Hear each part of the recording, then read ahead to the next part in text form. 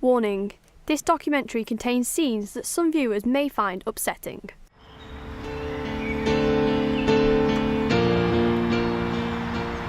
"62% of children who live in a house where domestic abuse takes place will also be harmed.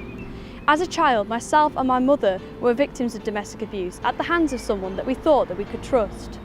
What concerned me the most is that nobody questioned my bruises and injuries or my strange behaviour. I want to know, have things changed? Is domestic abuse taken more seriously? Can people report it, or is there still a stigma about talking about it? I've spoken to several people to try and find out the answers. Nashima Sheikh is the Assistant Chief Executive of Birmingham and Solihull's Women's Aid. Do you know, it's strange, isn't it, that particularly over the last, say, 30 years, we've had a bit of a revolution in terms of being able to more openly talk about abuse, yet there's still a major stigma around it. It's refreshing to know that more people are coming forward, because we do have a higher level of reporting of domestic violence, we have a high level of reporting of rape and sexual abuse. I think, unfortunately, because there's been a lot of cuts, austerity in public services, when those people have come forward, they haven't necessarily got the support within the criminal justice system that they should have, and then that puts off other victims coming forward.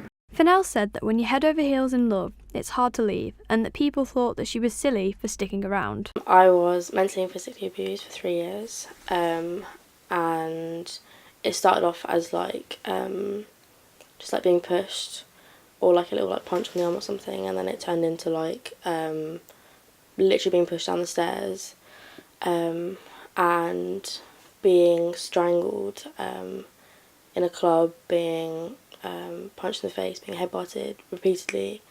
My head was stamped on. A lot, various things where I just come home and have marks, and I'd have to lie to my parents, my friends and stuff. With the mental abuse, it was kind of things about my friends, so taking my friends away from me, and then or telling me oh, I don't like this person, so you can't hang around with them.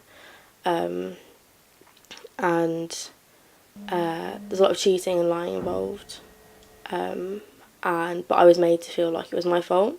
Look at you! You're a mess! You think anyone else is going to love you? For a while I was really weak. I didn't do anything. I went into complete depression. They manipulate you so much, they make you feel like you're nothing, that they are the only person that will ever love you, or they're the only person that will ever care about you and stuff, and it's just not the case at all. A lot more needs to be done. It is a big thing, and people just pass it off like it's nothing. Oh, she hit you, it doesn't matter, or he hit you. It is a huge thing, and it's not going to stop. They won't just stop at one person.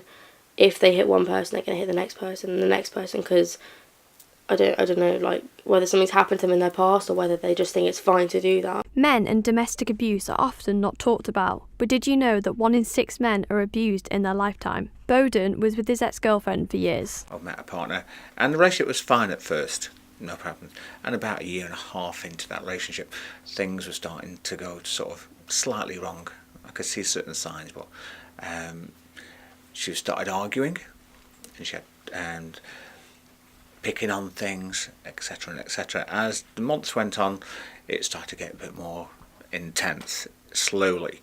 That more in your face, sort of invaded your space, shouted at you, pointing fingers at you, and then you sort of just take it on.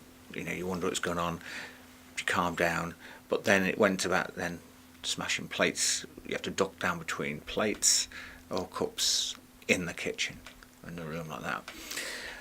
And then you just can only just calm down afterwards, and you think, what's going on? You have a chat, she says she's sorry. Then it's repeated itself again maybe a couple of weeks later. So sick of having the same argument every time! On one occasion, she was arguing with me and asked if she wanted a cup of tea. And I stood near to a door frame, and I said, do you want a cup of tea? And then next minute she just grabbed hold of me and smacked my head against the door frame. In the long run, at 2004, I decided to take an overdose. I couldn't cope anymore. And so I took loads and loads of tablets, and said goodbye to 1 or 2 people, and then I went to the hospital.